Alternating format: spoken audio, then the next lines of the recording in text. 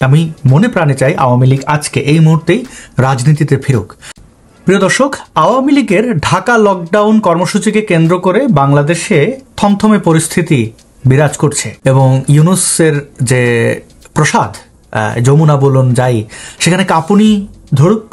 সারা বাংলাদেশে তারা যেভাবে মব তন্ত্র প্রতিষ্ঠা করেছে সেটার বলি তারা হোক। আবার আওয়ামী লীগের নেতাকর্মীদের যে অবস্থা, এরা ইউনূসের টাওয়ার মানে ওই গ্রামীণের টাওয়ার খোঁজে, মানে কোথায় কোথায় আছে লিখে রাখতেছে কে লালবদর ছিল, কে বুদ্ধিজীবীদের মধ্যে বদমাস, এদের লিস্ট করছে। তো এই দেশটাকে যারা ভালোবাসি আমরা এই দেশটার জন্য ইতিবাচকভাবেই দেখি এবং যে সকল দালাল গাদ্দাররা এই ডিপ স্টেটের টাকা খেয়ে এর টাকা খেয়ে ওর টাকা খেয়ে দেশটাকে এই অবস্থায় নিয়ে এসেছে, আমরা তাদের শাস্তি নিশ্চিত করব। আমরা পৃথিবীর যে যেখানে থাকি সেখান থেকে আমরা আমরা আমরা দেশটা গড়ার জন্য কাউকে যদি ফিজিক্যালি দেশে আসতে হয় আমরা দেশে ফিরবো, যদি কেউ আসতে না হয় দূর থেকে আমরা আমাদের দেশটাকে যেভাবে পারি আমরা কন্ট্রিবিউট করবো। এবং হ্যাঁ, আবার যদি দেশটাকে পুনরুদ্ধারের জন্য কোনো প্রকার যুদ্ধে জড়াতে হয় আমরা সবাই সেই বিষয়ে প্রস্তুত থাকবো।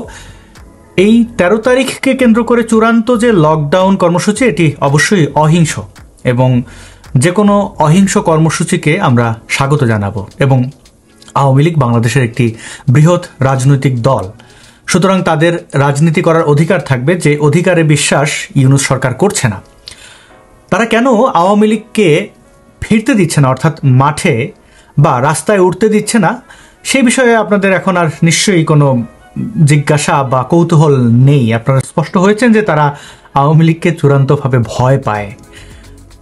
ভয় পাওয়ার অন্যতম কারণ এই ইউনূস সরকার কোনোভাবেই সত্যের আশেপাশে অবস্থান করছে না।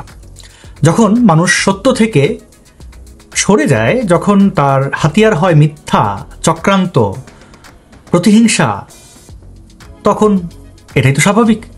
তো এই কর্মসূচিকে কেন্দ্র করে সজীব ওয়াজেদ জয় তার সোশ্যাল মিডিয়া অ্যাকাউন্টসে, বিশেষ করে ফেসবুক পেজে একটি ভিডিও আপলোড করেছেন, যেই ভিডিওটি প্রায় 1.5 কোটি মানুষ দেখেছেন এবং আওয়ামী লীগের কর্মী সমর্থকদের মধ্যে ব্যাপক উচ্ছ্বাস দেখা যাচ্ছে। এবং সজীব ওয়াজেদ জয় নিঃসন্দেহে খুব ভালো বক্তব্য রেখেছেন।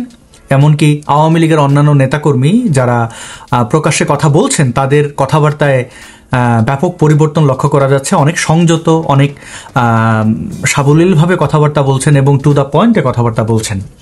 তো সজীব ওয়াজেদের এই বক্তব্যকে কেন্দ্র করে বিএনপির পাড়ায়ও বেশ আতঙ্ক দেখা যাচ্ছে। কর্মসূচি সফল হোক, আমি আমি আমি মনে প্রাণে চাই আওয়ামী লীগ আজকে এই মুহূর্তেই রাজনীতিতে ফিরুক। প্রতিটি দলের রাজনীতি করার অধিকার রয়েছে, শুধুমাত্র জামাত বাদে। জামাত রাজনীতি করতে পারবে যদি তারা 1971-এর তাদের যে ভয়াবহ অপরাধ সেটার জন্য নিঃশর্তে ক্ষমা চায় এবং যদি আমাদের মহান মুক্তিযোদ্ধা এবং ভিকটিমরা তাদেরকে ক্ষমা করে দেয়। এছাড়া তাদের সাথে কোনো আপোষ করার কোনো সুযোগ নেই যদি না আপনার মধ্যে ন্যূনতম মনুষ্যত্ব থাকে। এবং আমাদের এই বাংলাদেশে অনেক মতের, অনেক পথের মানুষ আছেন, বিভিন্ন ধর্মের মানুষ আছেন। বাঙালি জাতিসত্তার বাইরে আমাদের অন্যান্য অনেকগুলো জাতিগোষ্ঠী এই দেশের নাগরিক। পাহাড়ি আদিবাসী বন্ধুদের ব্যাপারে আপনারা জানেন, সমতলে অনেক আদিবাসীরা রয়েছেন, বিভিন্ন জাতিগোষ্ঠী রয়েছেন। তাদেরকে আমি বৃহৎ বা ক্ষুদ্র বলে, বড় বা ছোট আমি করব না। অবশ্যই আমরা একে অন্যের পাশে থাকব এবং সেই থাকা নিশ্চিত করার জন্য আমাদের আসলে সহাবস্থান দরকার। আপনি একজন মুসলমান, আপনার কাছে একজন নাস্তিক নিরাপদ হবেন, আপনার কাছে একজন হিন্দু নিরাপদ হবেন, আপনি একজন হিন্দু, আপনার কাছে একজন মুসলিম নিরাপদ থাকবেন। যে যার মতো করে ধর্ম পালন করবেন, যদি কারোর ইচ্ছা হয় ধর্ম পালন করবেন না, কিন্তু নাগরিক হিসেবে তার যে অধিকার সেটি আমরা খর্ব করব না। এই বাংলাদেশ থেকে কেউ বিতাড়িত হবেন না। আওয়ামী লীগ একটি বড় দল, তাদের শাসনামলে ভিন্ন মত, ভিন্ন পথের মানুষকে নিগৃহীত করা হয়েছে। আজকে তারা চরম খারাপ পরিস্থিতির মধ্যে আছেন। আমি একজন মানুষ হিসেবে আমার মনে হয় যে আওয়ামী লীগের এই খারাপ সময়ে তাদের এই দেশ থেকে বিতাড়িত হওয়া, অন্য দেশে গিয়ে আশ্রয় নেওয়া এবং বাংলাদেশে থাকলেও এক গ্রামের মানুষ বা এক শহরের মানুষ অন্য শহরে গিয়ে অবস্থান করছেন, পালিয়ে বেড়াচ্ছেন, আমি সমব্যথী। আমি এটা নিয়ে কখনোই তিরস্কার করিনি এবং এটা আমাদের কারোরই করা উচিত না। তারা রাজনীতিতে ফিরলে এই দেশে সুস্থ রাজনীতি হবে। আমি মনে করি তারা ইলেকশনে অংশগ্রহণ করবে এবং জনগণ যদি তাদেরকে ভোট দেয় তাহলে তারা ক্ষমতায় আসবে। তাদের অপরাধ কি হয়েছে সেটা তো তাদের সামনে রেখে বিচার করতে হবে। তাদেরকে আপনি রাস্তায় উঠতে দিচ্ছেন না, দেশে থাকতে দিচ্ছেন না এবং ক্যাঙ্গারু আদালত বানিয়ে আপনি বিচার করে ফেলবেন, এটা কি কখনোই সম্ভব?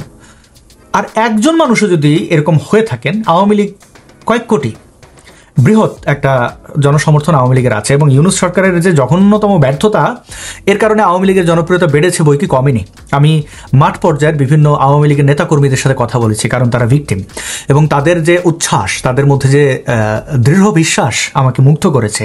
আসলে যে কোনো আদর্শের জন্য এরকম শক্ত অবস্থান, আমি মনে করি লড়াই করে যাওয়াটা, দেয়ালে পিঠ ঠেকলেও সেখান থেকে ঘুরে দাঁড়ানোর যে চেষ্টা, আমি আওয়ামী লীগের তৃণমূলের নেতাকর্মীদের সাধুবাদ জানাই, এবং যারা ক্ষমতায় থেকে ক্ষমতার স্বাদ নিয়েছেন, দুর্নীতি করেছেন, মানুষের উপরে নির্যাতন নিপীড়ন চালিয়েছেন যে সকল নেতাকর্মী, তাদেরকে আমি ভালো হয়ে যাওয়ার জন্যই বলতে চাই, আপনারা অনেক অন্যায় করেছেন, এবং আপনাদের এই অন্যায়ের কারণে আজকে আমার দেশের মুক্তিযুদ্ধ বিপদগ্রস্ত, আমাদের দেশের সার্বভৌমত্ব ক্ষতিগ্রস্ত। আমাদের অবশ্যই আওয়ামী লীগের কাছে অনেক বড় এক্সপেকটেশন, এবং আমি সমালোচক হিসেবে মনে করি সমালোচনা করার জন্য সেই ব্যক্তির বা প্রতিষ্ঠানের আসলে কিছু না কিছু থাকতে হয়। যেই মজাটা আমি আওয়ামী লীগের সমালোচনা করে পেতাম, আমি এই ইউনূসের ক্যাবিনেটের কাউকে এই সমালোচনা করে, মানে এদের এতটা মানে রুচি, মানে সমালোচনা করার রুচি আমি পাই না। আসলে সেক্ষেত্রে আমার আওয়ামী লীগ ফিরে আসাটা দরকার, একটা সংগঠন যাদের সমালোচনা করে মজা পাওয়া যায়, সেরকম একটা সংগঠন থাকুক বলে আমি মনে করি। তো সেই জায়গাতে দাঁড়িয়ে আমি আওয়ামী লীগের যারা নেতাকর্মী আছেন, যারা নীতি নির্ধারক আছেন, তাদের কাছে যদি আমার এই বার্তাটি পৌঁছায়, আমি চাইবো যে আপনারা একটু আমাদের কিছু ইনপুট আমি দিতে চাই, আপনারা একটু বিবেচনা করে দেখতে পারেন। বিশেষ করে জুলাইয়ের যে এই চক্রান্তটি, আমি চক্রান্তই বলি, আমাদের কাছে সেটা স্পষ্ট, তো সেটা ঘটাতে পেরেছে ডিপ স্টেট বলুন বা অন্য যে যত চক্রান্তকারীরা আছে, সবাই সম্মিলিতভাবে সফল করতে পেরেছে যে কয়েকটা এলিমেন্টের উপর দাঁড়িয়ে, তার মধ্যে অন্যতম সোশ্যাল মিডিয়া ব্যবহার, অপব্যবহার বলি বা ব্যবহার বলি। তো সেক্ষেত্রে আওয়ামী লীগ উদাসীন ছিল। তারা বলেছে 3 লক্ষ সাইবার যোদ্ধা বানিয়েছে, কি বানিয়েছে, এগুলো সব টাকা পয়সা মেরে দেওয়ার ধান্দাই হয়েছে, আর এছাড়া আর কিছু না। আমরা সেরকম কাউকে দেখতে পাইনি। খুবই দুঃখজনক বিষয়, সাইবার সিকিউরিটি যারা নিয়ন্ত্রণ করতো পুলিশের, তারা বেশ কিছু মানে আনঅফিসিয়াল লোকজনকে হায়ার করেছিল, যাদের মধ্যে আমি তখন, কারণ আমার পেজ ওরা হ্যাক করেছিল সরকারি বিভিন্ন যন্ত্রাংশ ব্যবহার করে, এবং আমার ন্যাশনাল আইডি কার্ডের ডেটা ব্যবহার করে, সেসব ভিডিও অনেকে হয়তো আপনারা দেখেছেন, আমি বলেছি। সেখানে ছিল জামাত শিবির এবং জিহাদি জঙ্গিরা। তারা পুলিশ স্টেশনে বসে, ডিবি কার্যালয়ে বসে তারা এই কাজ করেছে। এবং জুলাইয়ের আন্দোলনে আপনারা দেখেছেন আওয়ামী লীগের যারা প্রভাবশালী নেতা, তাদের বিশেষ করে ছাত্রলীগ, তাদের পেজ প্রোফাইল তারা কিন্তু সাইবার অ্যাটাক করে নষ্ট করে দিয়েছিল। তো এইভাবে একটা দল দেউলিয়া কেন হয়ে যাবে? কেন তাদের সাইবার সিকিউরিটি তারা নিজেরা নিশ্চিত করবে না? কেন একদম কোর জায়গায় জামাত শিবির ঢুকে যাবে?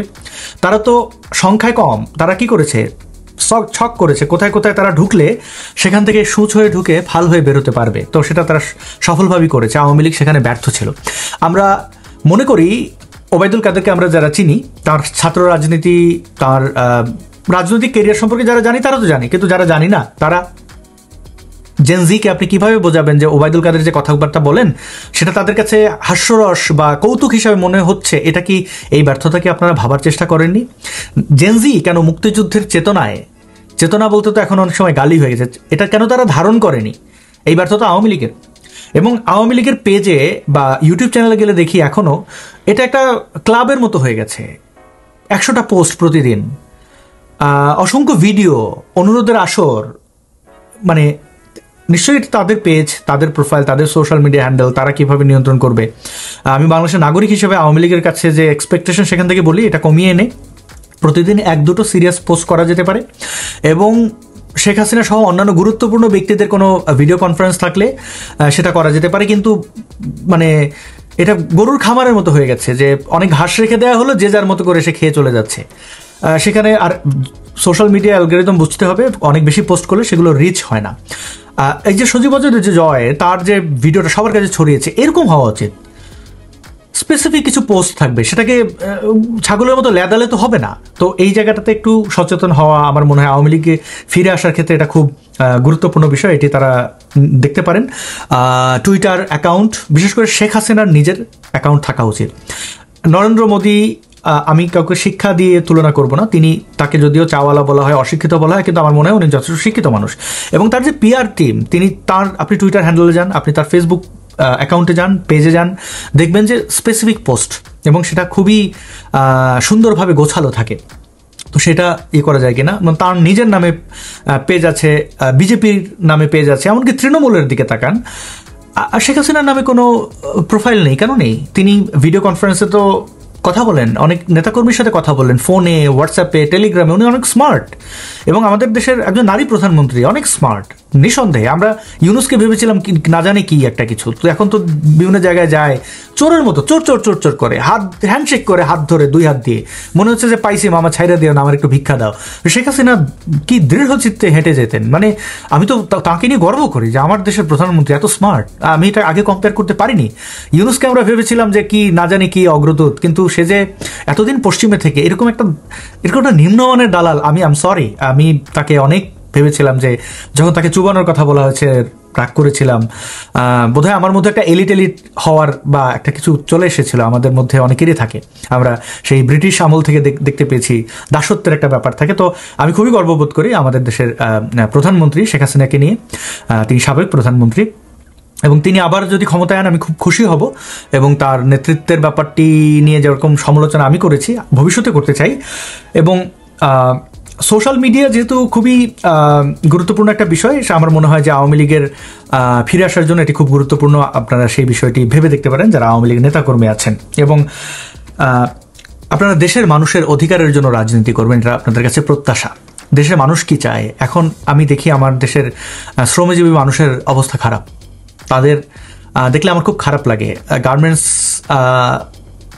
এই যে সেক্টরটা আমাদের দেশে যখন রাইজিং স্টেজে ছিল, তখন আমরা সমাজের অনেক কিছুর বিলুপ্তি দেখেছি। অর্থাৎ আমি গ্রামে বড় হয়েছি, ছোটবেলায় দেখেছি প্রফেশনাল চোর ছিলেন, ডাকাত ছিলেন। মানে তারা ডাকাতি চুরি করতেন, এলাকার মানুষ জানতেন, অন্য এলাকায় গিয়ে ডাকাতি চুরি করতেন, কিন্তু তারা চোর ডাকাত মানে পেশা হিসেবে ছিল এগুলো। তো গার্মেন্টস সেক্টরগুলো যখন উন্নতি করলো, তখন কিন্তু এই মানুষগুলো মানে বেকারত্ব কমলো, মানুষ শহরে গিয়ে খুব কষ্ট করে অর্জন, গার্মেন্টসে যারা চাকরি করেন। আমার একটা সময় আমার এক পরিচিত আত্মীয় বলবো, মানে দূরের আত্মীয়, কিন্তু আত্মীয়, তিনি গার্মেন্টসে চাকরি করতেন। তো আমি ঢাকায় একবার তাকে দেখতে গেছিলাম এবং আমি দেখেছি তিনি কতটা কষ্ট করেছেন এবং আমি জানার চেষ্টা করেছি তার সেই জীর্ণশীর্ণ ঘরে। আমি একবেলা ছিলাম, তার আশেপাশের মানুষদের দেখেছি। এটা তো আমার দেশের মানুষ, তাদের রক্তে মানে রক্ত জল বা পানি হয়ে সেই অনেক কষ্টে। আমি একটি পশ্চিমের দেশে থাকি এবং আমি যখন কোনো কিছু কিনতে যাই, কাপড়, আম সরি, আমার খুব কষ্ট হয় যখন সেখানে মেড ইন বাংলাদেশ দেখি। এবং আমি সেই পর্যায়ের মানুষ যারা সমাজে পিছিয়ে আছেন, তাদের অন্ন, বস্ত্র, বাসস্থান ব্যবস্থার জন্য রাজনীতিবিদদের ভূমিকা আমি মনে করি খুবই গুরুত্বপূর্ণ। তো সেই মানুষগুলোর মুখে অন্ন দেওয়ার দায়িত্ব আমাদের রাজনীতিবিদদের। তারা সেভাবে সুন্দরভাবে একটি দেশ এগিয়ে নিয়ে যাবেন। এখন যেটা দেখছি আমার খুবই কষ্ট হয়। আমি কিছুদিন আগে একটা রিপোর্ট দেখছিলাম যে অনেক নারীরা পেট চালানোর জন্য পতিতাবৃত্তির সাথে যুক্ত হয়ে গেছেন, গার্মেন্টসে যারা আগে কাজ করতেন। এবং আমি যখন বাংলাদেশ থেকে জীবন বাঁচাতে বর্ডার ক্রস করেছি কয়েকবারই, এবং তখন আমি আমার দেশে অনেক নারীকে দেখেছি কলকাতা বা অন্য জায়গায় তারা পতিতাবৃত্তির জন্য দেশ ত্যাগ করতেন। একটা মানুষ কখনোই দেশ ত্যাগ করে না যতক্ষণ সে দেশে নিরাপদ থাকে, দেশে তার কর্ম থাকে। তো আমি চাই না আমার দেশের একটা মানুষ অন্য দেশে গিয়ে কষ্ট করুন। হতে পারেন তিনি আমাকে হয়তো সামনে পেলে তিনি চাইবেন আমাকে হত্যা করে ফেলতে, তাও তিনি আমার মানুষ। আমি চাই যে আওয়ামী লীগ প্রতিশোধের রাজনীতি না করুক, তারা দেশে রাজনীতি করুক, ফিরে আসুক, মানুষের জন্য রাজনীতি করুক। এই দলটি আমাদের মহান মুক্তিযুদ্ধের নেতৃত্ব দিয়েছে, আমাদের সবারই প্রিয় বঙ্গবন্ধু, এই মানে যেই নেতার হাত ধরে এই দলটি এই জায়গায় এসেছে। এবং তার কন্যা শেখ হাসিনা, তিনি তার প্রতি আমার অনেক ক্ষোভ, রাগ ছিল। তো এবং সেই রাগ এক নিমেষেই যখন তার বাড়ি ভাঙচুর, বিশেষ করে গণভবন লুটপাট এবং তার প্রাইভেট গার্মেন্টগুলোকে যেভাবে প্রদর্শন করা হয়েছে, একজন বাংলাদেশের নাগরিক হিসেবে, বাংলাভাষী হিসেবে আমি খুবই লজ্জাবোধ করেছি। তিনি আমার মায়ের মতো বা আমার মায়ের মতো, আমার নানি বা দাদির বয়সী সেরকম একজন নারীর পোশাক নিয়ে যা করা হয়েছে, আমার মনে হয় আওয়ামী লীগ এই জিনিসগুলো বিবেচনা করবে। তারা ফিরে এসে এই ধরনের বিকৃত মানুষ যেন সমাজে ঘুরে বেড়াতে না পারে। তাদেরকে কি হিটলারের মতো হত্যা করে ফেলতে হবে? না, তাদেরকে সুশিক্ষায় শিক্ষিত করতে হবে, তাদেরকে সংশোধন করার জন্য। তারা যদি সংশোধিত না হয় তাহলে তাদের জেলে আটকে রাখা যেতে পারে। এই নারী বিদ্বেষী ভয়ঙ্কর এই ধর্ষক এবং যারা জঙ্গি ইসলামিস্ট আছে তাদের ব্যাপারে আওয়ামী লীগ যে ভূমিকা নিয়েছিল হেফাজতকে তোষণ করা থেকে শুরু করে, এটা আমি এখন আর বলে কাটা ঘায়ে নুনের ছিটা আমি দেব না। আপনারা জানেন হেফাজত আপনাদের সাথে কি করেছে। ইসলামিস্ট এরা কি চেয়েছিল, কিভাবে তুরস্কের মডেলে, পাকিস্তানি না পেরে তুরস্কের মডেলে এই যে চরমোনাই, হেফাজত, জামাত মিলে সিএ কি বলে এই যে ডিপ স্টেটের যে ইয়েটা ছিল, তাদের যে উদ্দেশ্যটা ছিল অসৎ উদ্দেশ্য, সেটা বাস্তবায়নের জন্য ওয়াকার বুঝতে, এগুলো আপনারা সব এখন জানেন, নতুন করে কিছু আর বলবো না। আপনারা সেই বিষয়টা একটু মনে রাখবেন। আবার তামিম ইকবালের মতো যে মনে রাখো এরকম বলছি না, আপনারা বিবেচনা করেন যে কোথা থেকে আপনারা ক্ষতিগ্রস্ত হয়েছেন। এবং যারা সেকুলার দাবি করা সো কল্ড বুদ্ধিজীবী, তাদের পক্ষ থেকে যে কাজগুলো করা হয়েছে তাদেরকে একটু মনে রাখবেন। বিশেষ করে এই যে ফরাদ মজহার বা সলিমুল্লাহ খান একজন শিক্ষক, কিন্তু তার গতকাল একটা বক্তব্য দেখছিলাম বঙ্গবন্ধুকে নিয়ে, মানে উনি আহমেদ সফার মাজারের খাদেম, আমার তিনি অসুবিধা নেই। আমি চাইছিলাম যে এই সরকার ক্ষমতায় আসার পরে তাকে যেরকম একটা 21 পদক ছুড়ে দিয়েছে, আওয়ামী লীগ তাকে 2টা পদক ছুড়ে দিত। এই ধরনের হাড্ডিখোরদের কিছু হাড্ডি দিয়ে তাদের শান্ত রাখা উচিত, কারণ এরা তো যেই চক্রান্তকারী না। একটা ইসলামিস্ট ও কি করবে যে একটা দা নিয়ে এসে আপনাকে কোপ দিয়ে দেওয়ার চেষ্টা করবে, কিন্তু এরা পারমাণবিক বোমা নিয়ে আসবে। এরা প্রয়োজনে, মানে জামাত যেরকম 1971 পাকিস্তান এখন আমেরিকার কাছে দেশ বেচে দিচ্ছে, ওরা মানে বেচতে না পারলে ফ্রিতে দিয়ে দেবে। তো এই ধরনের সেকুলারদের ব্যাপারে আমার কোনো, আমি কি বলবো, ইউনুস নিজেও তো একটা নাস্তিক, তো তারে ওই একটা নাস্তিক বললাম কেন, আমি তার রেসপেক্ট করি না। সে তো পুরোপুরি ইসলামিস্ট, যে কোনো জঙ্গির চেয়ে বেশি কাজ করেছে, তো তাকে তো আমি ওন করব না। আওয়ামী লীগের ব্যাপারে আমি যতদূর খোঁজ নিয়েছি, শেখ হাসিনা কর্ম পুরোপুরি বিশ্বাস তো করেনি, এবং সেটার যে বিধিবিধান আছে সেগুলো তিনি পালন করেন, তাও তাকে এই যে ইসলামিস্টরা নাস্তিক মনে করে। তো এটা একটা খুব দুঃখজনক বিষয়। আপনি কার প্রেমে পড়ছেন, কাকে আপনি খুশি করতে চাইছেন, যে আপনাকে কোনো দিনই আপন করবে না, যে আপনাকে ওন করবে না। দেখেন তো এই যে পাকিস্তানিরা, কখনো কি বাংলাদেশকে, পাকিস্তানিরা বলতে পাকিস্তানের জনগণের ব্যাপারে আমার কোনো ইয়ে নেই, পাকিস্তান রাষ্ট্র, পাকিস্তান তাদের মিলিটারি, তারা কি আমাদের কোনোদিন আপন ভাববে? আমেরিকা আমাদের কোনোদিন আপন ভাববে? কোনোদিন ভেবেছে? ভাবেনি তো। চীন ভাববে কোনোদিন? তো যারা আপনাকে আপন ভাববে না, তাদের আপনি আপন করতে যাচ্ছেন কেন? পারবেন? কখনো পারবেন না। তো আমি সফলতা কামনা করি, এই ঢাকা লকডাউন সফল হোক, আওয়ামী লীগ তার শক্তিতে ফিরে আসুক, এবং ইউনুসের যে প্রসাদ যমুনা বলুন যাই, সেখানে কাঁপুনি ধরুক। সারা বাংলাদেশে তারা যেভাবে মব তন্ত্র প্রতিষ্ঠা করেছে, সেটার বলি তারা হোক, আমি চাই না। আওয়ামী লীগের তৃণমূলদের সাথে কথা বলে বুঝতে পেরেছি, পুলিশের অনেক সদস্যদের সাথে কথা বলে বুঝতে পেরেছি যে আওয়ামী লীগের ব্যাপারে পুলিশ খুবই ইতিবাচক, তারা বুঝতে পারছে, তারা তো মানুষ দিন শেষে। আবার আওয়ামী লীগের নেতাকর্মীদের যে অবস্থা, এরা ইউনুসের টাওয়ার, মানে ওই গ্রামীণের টাওয়ার খোঁজে, মানে কোথায় কোথায় আছে লিখে রাখতেছে, কে লালবদর ছিল, কে বুদ্ধিজীবীদের মধ্যে বদমাস, এদের লিস্ট করছে। তো আমি চাইবো না যে তাদের আপনারা মারধর করেন, শাস্তি নিশ্চিত করা সম্ভব। আমাদের দেশে আইন আছে, আইনের প্রয়োগ আমরা করব। আমাদের মহান মুক্তিযুদ্ধ আমাদেরকে সংবিধান দিয়েছে, আমাদেরকে মানচিত্র দিয়েছে, আমাদের এত সুন্দর একটা দেশ দিয়েছে। আমরা সবাই এই দেশটাকে যারা ভালোবাসি, আমরা এই দেশটার জন্য ইতিবাচকভাবেই দেখি, এবং যে সকল দালাল গাদ্দাররা এই ডিপ স্টেটের টাকা খেয়ে, এর টাকা খেয়ে, ওর টাকা খেয়ে দেশটাকে এই অবস্থায় নিয়ে এসেছে, আমরা তাদের শাস্তি নিশ্চিত করব। আমরা পৃথিবীর যে যেখানে থাকি সেখান থেকে আমরা আমরা আমরা দেশটা গড়ার জন্য, কাউকে যদি ফিজিক্যালি দেশে আসতে হয় আমরা দেশে ফিরবো, যদি কেউ আসতে না হয় দূর থেকে আমরা আমাদের দেশটাকে যেভাবে পারি আমরা কন্ট্রিবিউট করবো। এবং হ্যাঁ, আবার যদি দেশটাকে পুনরুদ্ধারের জন্য কোনো প্রকার যুদ্ধে জড়াতে হয়, আমরা সবাই সেই বিষয়ে প্রস্তুত থাকবো যে আমরা যার যার জায়গা থেকে যতটুকু দিয়ে পারি। আমি নিজে আমার জীবন দিতে রাজি আছি এই দেশের জন্য, এই দেশের এই মাতৃভূমির মুক্তির জন্য। তো আমি সেই জায়গায় আমার অবস্থান রেখেই আমি বলছি, এবং আপনাদেরকে অনুরোধ করছি, আপনারা সবার, আমরা প্রত্যেকটা মানুষ যার যার জায়গায় উঁচুতে রয়েছে আর কি। আমি আমার কাছে, আমি পৃথিবীর সবচেয়ে আপন আমার, তো আপনি আপনার কাছে আপন, সেই নিজেকে আপনি সেভাবে প্রস্তুতি নিন। আপনি একজন সর্বশ্রেষ্ঠ, আপনি একটা বিশাল কিছু, আপনি নিজেই অনেক কিছু। তো আমরা একত্রিত হলে আমরা অনবদ্য, আমাদের কেউ থামাতে পারবে না।